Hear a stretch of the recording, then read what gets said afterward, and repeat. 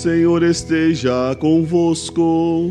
Ele está no meio de nós. Proclamação do Evangelho de Jesus Cristo segundo Mateus. Glória a vós, Senhor.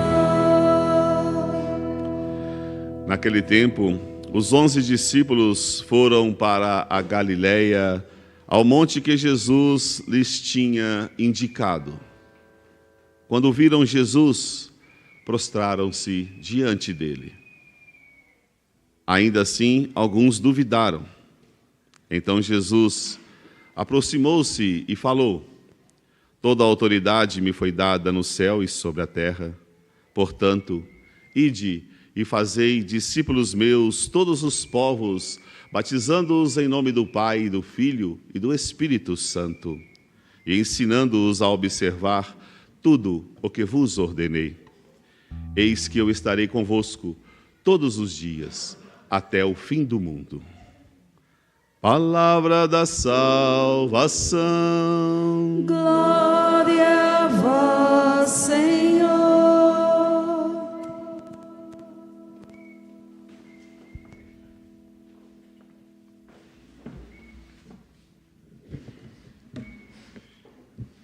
A leitura do livro do Deuteronômio, livro do esforço do povo, de não perder o caminho e o propósito na direção da liberdade, livro do hoje, da graça de Deus, que quer nos salvar e nos libertar, começa com a provocação da parte do Senhor, feita pelos lábios de Moisés. Interroga o tempo, os tempos antigos que te precederam, interroga o espaço, investiga de um extremo até o outro dos céus. O que está aqui apresentado, tempo e espaço, é fortemente teorizado pela filosofia, particularmente Kant, quando ele diz que quando nós nascemos e somos entregues a este mundo, vem conosco o tempo e o espaço. O tempo como essa nossa medida interna, a medida das nossas percepções, e que vai, pouco a pouco, sendo sentido e sendo apreendido. Nós vamos tendo que ajudar as crianças a tomarem consciência deste tempo como uma medida interna, que começa um pouco desajeitado, né? As crianças, por exemplo, temem ficar longe das mães, porque têm a ilusão de que, se não forem vistas, elas desapareceram. É preciso ajudá-las, pouco a pouco, a tomar consciência dessa medida interna do tempo. Ao mesmo tempo, o espaço, que é a medida com a qual nós tomamos consciência do que é exterior a nós. Sem uma noção de espaço, a gente não consegue tirar a carteira. Inclusive, é muito difícil, num primeiro momento, a gente ter confiança de que o carro sobe não com a força do nosso peito e não com o nosso impulso, mas com um movimento sincronizado, meio à la bailarina dos nossos pés. Tempo e espaço são formas a priori da sensibilidade, lembrava Kant, e são absurdos em nós. Porque o tempo com alguém que a gente ama passa rápido, mas com aquela vizinha chata é uma eternidade. Do mesmo modo como o espaço é uma coisa difícil da gente conseguir compreender, não é? Inclusive porque nós hoje temos uma noção que antes era desconhecida da filosofia, de um espaço infinito. Já pararam para prestar atenção que o universo não tem bordas? É uma loucura a gente conseguir entender que alguma coisa que tem que ter número é infinita. Quantas estrelas, quantas galáxias. Deus então pede a Moisés que provoque o povo, interrogando os tempos mais antigos, para ver desde a criação do mundo a mão que rege secretamente todas as coisas, que criou o tempo e que existia antes dele. A mão de Deus. Ao mesmo tempo, conclama o povo a interrogar de um extremo ao outro do céu, para ver que se encontrava um amor como o amor do nosso Deus. E é a poesia do Salmo que nos esclarece aquilo que Moisés está provocando ao povo. Ver no transcurso do tempo, no tempo que é cronos, na perspectiva grega que nos devora, né? Nós hoje, sobretudo, sendo uma sociedade das ansiedades e do cansaço, temos medo de perder tempo. Este tempo, na perspectiva bíblica, é aquele lugar onde a eternidade nos toca. Por isso que cada um tome consciência de como tem levado o tempo, porque o tempo é a verdadeira medida da vida humana. Porque o dinheiro, os bens, a gente pode até perder e ganhar, mas o tempo, o que nós vamos dar em troca de um tempo perdido e de uma vida mal vivida, onde sobraram as urgências e nós não tomamos consciência daquilo que realmente era importante? Do mesmo modo, no espaço, a poesia dos Salmos nos faz perceber que quanto o céu se eleva sobre a terra, assim é o amor de Deus por todos nós que somos feitos seus filhos. Assim, interrogando o tempo e o espaço, dentro e fora, caímos na poesia do Salmo que acabamos de escutar. Vemos a palavra do Senhor que criou os céus, assim como também está no Salmo 18, 19, quando se diz: quando investigamos o tempo e o espaço, ou seja, quando tomamos consciência do que existe dentro de nós e da nossa relação com as coisas, nós não vamos encontrar discursos, nem frases ou palavras, nem vozes que possam ser ouvidas. Nós vamos encontrar um som que ressoa e que se espalha em toda a terra. É preciso ter a coragem de estar diante do tempo inútil. É preciso estar presente no espaço e não de corpo presente. Hoje nós estamos sempre de corpo presente, né? Estamos aqui, mas mexendo nos nossos smartphones para ver uma voz que não pode ser ouvida, um discurso que não é palavra, e este discurso é o amor de Deus por nós. Seja no tempo, seja no espaço, sejamos devolvidos a nós mesmos por essa consciência de que tudo comunica o amor de Deus. Seja no tempo e no espaço, Ele nos alcança com a sua graça. É um Deus que se revela no meio do povo, faz notar a primeira leitura. Portanto, está tentando o tempo todo nos dizer alguma coisa, ainda que seja no avesso. Deus tem um sagrado avesso, uma maneira de nos falar. Não arrebenta portas, não grita, não quer nos ensurdecer, mas continuamente quer nos falar e quer nos comunicar algo. O que é belissimamente verificado no versículo 44 da primeira leitura que nós escutamos, aqui omitido, mas que se diz que o Deus de Israel é um Deus que adotou a nação, um Deus que revelou o seu mistério. Adoção, uma palavra muito fecunda, porque se comunica a filiação. E nós pensamos que há aqueles filhos naturais e aqueles filhos que são adotados, não é? Mas, em última instância, todo filho é adotado. Se no momento em que aquele emaranhado de células com cara de joelho, não obstante, quando a gente vê a primeira foto da criança, a gente diz duas coisas, que é lindo e que parece com o pai, para não ter problemas, né? A gente sempre diz esse clichê. Mas, ali naquele momento, essa criança tem que ser adotada. Se não tiver um lar que a preceda, se não houver a partilha dos sonhos, se ela não for devidamente cuidada pela família, ela poderá, inclusive, ser rejeitada. Em última instância, então, todos nós, enquanto filhos, somos adotados por uma família, somos adotados por sonhos, e Deus, antes de tudo, é aquele que nos adota com a sua graça. E esse é o mistério no qual nós somos imersos no dia do nosso batismo. De criaturas, somos batizados em nome do Pai, e do Filho, e do Espírito Santo, consagrados pela graça divina.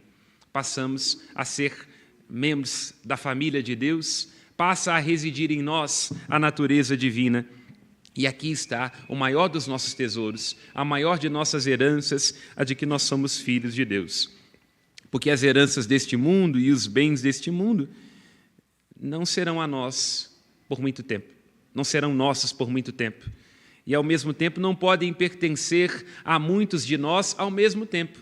E é por isso que a gente fica brigando e disputando pelo lugar, pela herança, por aquele olhar, por aquele cargo que a gente julgava que era nosso e que a outra ou outro nos roubou. Mas há alguma coisa pela qual nós não precisamos brigar, porque nos foi dado de graça. O amor de Deus que nos constituiu filhas e filhos seus. Este Deus que pousa o seu olhar sobre nós, nós que devemos confiar no seu amor, porque os outros amores têm prazo de validade, não é? Nunca haverá o abraço que nos irá fazer passar de todo medo, um abraço que nos irá realizar e nos irá completar profundamente. E só alguém que está namorando para não ter consciência disso, né? Porque depois de casado vem a nós essa nobre e radical verdade. O esposo não nos completa, né? Às vezes ele até nos coloca em cacos e a gente tem que se refazer. Porque, na verdade, somente em Deus e na graça dele nós podemos ser completos e realizados, porque somente nele nós somos suficientes. Por isso que o amor da Trindade nos envolva, nos devolva, nos embale, porque longe desta Trindade nós iremos nos desumanizar. Reconhecer, este é o convite do livro do Deuteronômio, que não há um outro além de Deus. Nós temos tantos outros, tantas outras coisas, tantas preocupações, quando na verdade somos feitos para Deus e estaremos inquietos, como lembra Agostinho, enquanto não repousarmos nele. O Senhor Deus, lembra o Evangelho de Mateus, manifestou-se em Jesus Cristo como Deus conosco. E este Evangelho termina com uma inclusão. Quer dizer, é uma maneira do pensamento hebraico nos ajudar a perceber que na vida a gente tem que ir caminhando em círculos, não para voltar ao mesmo ponto, mas entendendo aquela sabedoria de Dom Helder Câmara, que é preciso mudar muito para ser sempre o mesmo. A Bíblia está o tempo todo repetindo, para a gente não se perder no detalhe, né? Porque é no detalhe que a gente se perde, né? Se você esquece do detalhe da gentileza no café da manhã, aí você vai estragar seu casamento. Comece com detalhe, comece com a gentileza. Se não for gentil e não houver o detalhe, as outras coisas não podem ser feitas. Então, a Bíblia está o tempo todo nos fazendo prestar atenção no detalhe com as suas inclusões. E o Evangelho de hoje é uma grande inclusão. Quando Cristo diz, ide por todo o mundo, anunciando e ensinando a observar tudo aquilo que eu vos ensinei. Eu estarei convosco todos os dias até o fim dos tempos. Ou seja, ir por todo o mundo, ou seja, que todo o espaço deste mundo seja preenchido com esse encontro. Onde quer que nós estejamos, de segunda a sexta, nos nossos avessos, é preciso tomar consciência de que a gente tem que anunciar o Cristo. Não com a chatura das nossas palavras apenas. Às vezes nós queremos lançar sobre os outros aquilo que a gente nem sequer pratica na nossa própria vida. Não, mas é entendendo que a nossa existência tem que ser um anúncio de Jesus. Será que as pessoas amanhã, na segunda-feira, quando é sempre difícil ser gente boa, porque uma pessoa que acorda bem na segunda-feira está a um passo de ir para o hospício, né? Porque o que nos motiva na segunda-feira não é amor ao trabalho, mas é saber que a gente tem que pagar os nossos boletos. Uma pessoa que te encontrar segunda-feira vai conseguir saber que você é cristão? Que você é cristã? Que você foi à missa? Que você comungou? Então, ide, ensinando com a vida. A vida tem que ser um evangelho vivo. E ide, porque eu estarei convosco todos os dias até o fim dos tempos. Ou seja, a proximidade de Cristo é a condição e a garantia para que a gente dê conta de continuar seguindo. Então, não se esqueça disso, é preciso muita graça divina para, no meio do tempo que nos devora, não desistir. Não se esqueça, nos momentos das desistências e das aflições, lembre-se daquilo que Cristo jurou. Eu estarei convosco todos os dias até o fim dos tempos. E é uma inclusão com a primeira leitura. No tempo e no espaço, tome consciência de Deus. Onde quer que você esteja, entrando dentro do seu carro, saindo da sua casa, com o sinal da cruz devoto, tome consciência de que você está na presença de Deus. Porque se você não estiver na presença de Deus, você vai estar na presença do diabo. Claro, Quem que vai ser sua companhia? Aquele que você atrai, com quem você conversa. Então, esteja na presença de Deus. E no tempo, nas urgências, tendo perdido o ônibus, tendo que dar conta de muitas coisas, um dia que precisaria ter 48 horas, não se esqueça de elevar o seu pensamento a Cristo. Ele é Senhor do tempo, Ele é Senhor da história. Esse Evangelho também é uma grande inclusão, porque ele termina o Evangelho de Mateus do mesmo jeito que começou. Quando São José, como é próprio dos homens, não estava entendendo muito bem o que estava acontecendo, Maria aparece grávida, ele diz, esse filho não é meu, como é que eu vou fazer? E ele faz aquilo que todo homem tende a fazer quando está numa situação difícil, sobretudo se envolver mulher e filhos. Ele quer fugir e dorme, não é assim?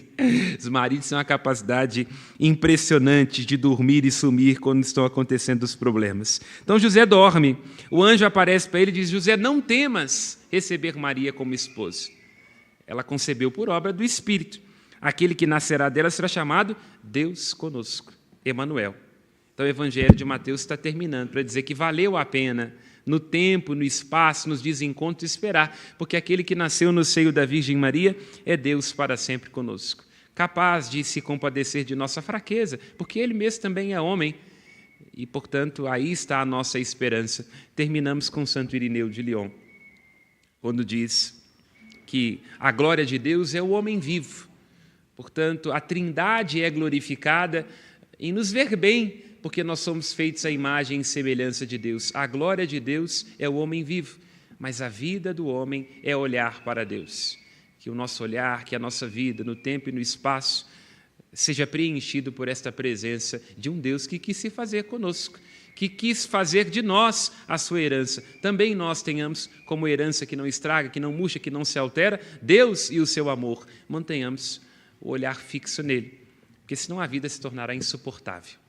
Louvado seja nosso Senhor Jesus Cristo.